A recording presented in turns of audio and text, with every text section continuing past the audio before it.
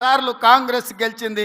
2014 నుంచి మొన్నటి ఎన్నికల వరకు టిఆర్ఎస్ 2 సార్లు గెలిచింది.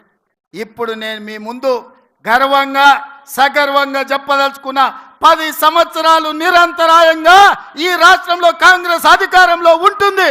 2029 పార్లమెంటు ఎన్నికల్లో తెలంగాణ రాష్ట్రం నుంచి 15 పార్లమెంట్లు గెలిపించి రాహుల్ గాంధీని ప్రధానమంత్రిని చేసినప్పుడే మనం ఫైనల్స్ గెలిచినట్టు.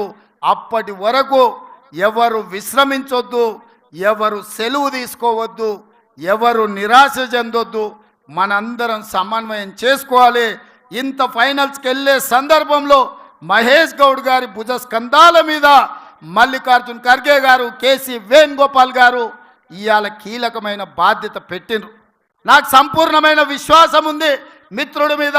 ఖచ్చితంగా కార్యకర్తలకు అందుబాటులో ఉండి రాహుల్ గాంధీ గారిని ప్రధానమంత్రిని చేసే వరకు అహర్నిశలు కృషి చేసి కష్టపడి కాంగ్రెస్ను తెలంగాణలో గెలిపించి 15 పార్లమెంట్లు ఢిల్లీకి పంపించే వరకు మేమందరం సమన్వయంతో పని చేస్తూనే ఉంటాం. నిన్న మన వాడొకడు వీడొకడు మోపైండు. వాళ్ళు వీళ్ళు వాళ్ళ చెంచాగాళ్ళు కార్యకర్తల మీద కేసులు పెట్టాలనో కార్యకర్తల మీద దాడులు చేస్తామనో ప్రయత్నం చేస్తారు. మన ఇంటికి వస్తామని చెప్పారు, కానీ మనోళ్ళే వాళ్ళ ఇంటికి పోయారు. చింతపండు అయినాక చెప్తారు మా ఇంటికి వచ్చి తన్నీరని. సంకనాకనికి విలువాలనా రా చూసుకుందామని. అందుకే నేను చెప్పిన, నేను లేను, శాంతి భద్రతలు వస్తానే చూసి శాంతి భద్రతలను సరిదిద్దండి అని చెప్పిన. మా కార్యకర్తలు ఎవరి జోలికి పోరు, కానీ ఎవరన్నా మా జోలికి వచ్చి మా మంచితనాన్ని చేతగాని తనం అనుకుంటే చింతపండు అవుతుందని నేను చెప్పదలుచుకున్నా. మా మహేష్ గౌడ్ గారు కొంచెం సౌమ్యుడు అయి ఉండొచ్చు, కాకపోతే వెనకాల నేనున్న సంగతి మరవద్దు.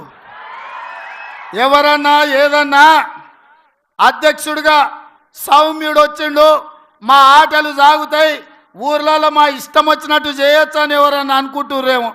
నేను వెనకాలనే ఉన్న బిడ్డ. ఎవరన్నా మా కార్యకర్తల జోలికి వస్తే ఒక్కడొక్కడికి ఉంటుందని నేను చెప్తున్నా. మహేష్ గౌడ్ గారు, నా విజ్ఞప్తి ఒక్కటే, ఒక్క పని నాకు పెండింగ్ ఉండిపోయింది. కార్యకర్తల ఎన్నికలు నేను చేయాల్సిన బాధ్యత ఈ లోపల మీకు వచ్చింది. అది మీ అదృష్టం. రాబోయే 3-4 నెలల్లో బీసీ కమిషన్ చైర్మన్గా నిరంజన్ గారిని నియమించినాం. బీసీ జనాభా లెక్కలు తీసి వాళ్ళకు రావాల్సిన వాటా వాళ్ళకి ఇచ్చి సర్పంచులు, ఎంపీటీసీలు, జడ్పీటీసీలు, మున్సిపల్ కౌన్సిలర్లు, మున్సిపల్ కార్పొరేటర్లు, జిల్లా పరిషత్ చైర్మన్లు, ఎంపీపీలను చేసే బాధ్యత మన ఇద్దరి మీద ఎక్కువగా ఉన్నది. ముఖ్యమంత్రిగా నేను, పిసిసి అధ్యక్షుడిగా మీరు సమన్వయం చేయాలి. ఇప్పటి వరకు జరిగిన ఎన్నికలు ఎమ్మెల్యేలు, ఎమ్మెల్సీలు, ఎంపీలు ఇవన్నీ నాయకులకు సంబంధించినవి. నాయకులు ఎట్లో గట్ల నడుస్తుంది, కానీ కార్యకర్తలు కష్టాలలో ఉన్నారు.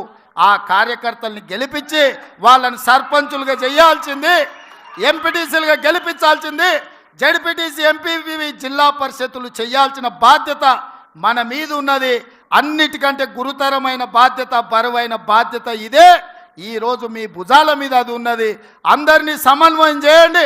గ్రామ గ్రామాన కార్యకర్తలు జెండా మోచినోళ్లను అవసరమైతే ఊపిరైన వదిలిండ్రు, కానీ జెండాను వదలలేదు.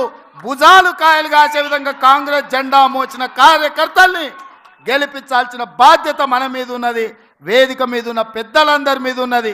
మీ ఎన్నికలకు మా ఎన్నికల కంటే ఎక్కువ కష్టపడతా నేను. మహేష్ గౌడ్ గారు మిమ్మల్ని అందరినీ సమన్వయం చేస్తారు.